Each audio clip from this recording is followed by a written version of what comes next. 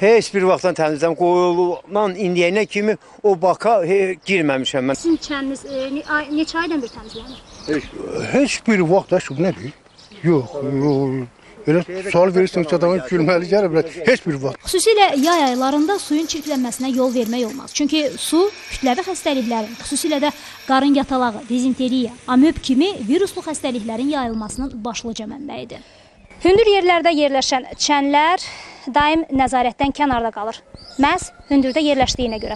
Amma mütəmadi olaraq nəzarət etməyə dəyər. Çünki həmin çənlərin içərisinə müxtəlif həşərat və yaxud quşların cəsədi düşə bilər. Bu isə sürətlə epidemiyanın yayılmasına səbəb ola bilər.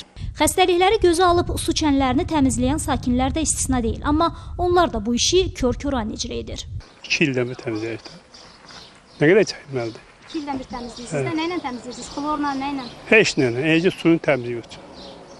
Yəni içindəki suyu boşaldırsınız, bu da boşaldır, yenidən doldurursunuz. Başqa nə eləmək? Pasları təmizləyir də, pasları yığırsan. Çəkişlə, ondan sonra əlimlə gəlir, oranla vurdum, bütün o paslarını tökürəm.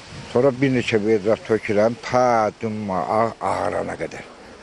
Bilirəm ki, onda baxın ki, təmizdir, ondan sonra bağırıram, yerinə qoyuram, bax, bu formla təmizləyirəm. Bunu neçə ildən bir edirsiniz? Məsələn, elə o vaxt olur, 1 ildən bir, 2 ildən bir də. Əslində isə hovuz və çənlər 3, ən uzağı 6 aydan bir təmizlənməlidir. Bu müddət materialından asılı olmayaraq bütün növ çənlərə şamil edilir. Bu zaman dezinfeksiya və germetiklik xüsusi maddələrlə təmin edilməlidir. Xloramin məhlulunun müəyyən faizləri hazırlanır, ora uyğun və onunla o yuyulur.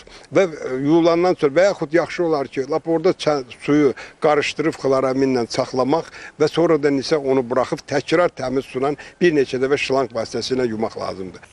Ümumilikdə isə Gəncədə əhalinin suya olan ehtiyacı 3 su mənbəyi hesabına ödənilir. Bunlar Qızılqaya, Ağsu və 193 subarteziyan quyusudur.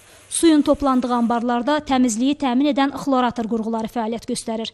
Vəziyyətə nəzarəti isə Gəncə şəhər Gigiyena və Epidemiologiya mərkəzi aparır. Cari ildə bizim laboratoriyada 209-a yaxın bakterioloji müayinə, 118 isə kimyəvi müayinələr aparılmışdır. Cari ildə nəticələr yaxşıdır. Su kanalizasiya sisteminin yenidən qurulması işləri çərçivəsində Gəncədə əhali 24 saat ərzində suyla təmin olunmalıdır. İşlərin 2018-ci ildə başa çatdırılması nəzərdə tutulur. Odur ki, bu 2 il ərzində hovuz və çənlər ən azından 4-5 dəfə xüsusi qaydada təmizlənməlidir. Xəyalə Mürsəl, Fuad Quluzadə, Gəncə.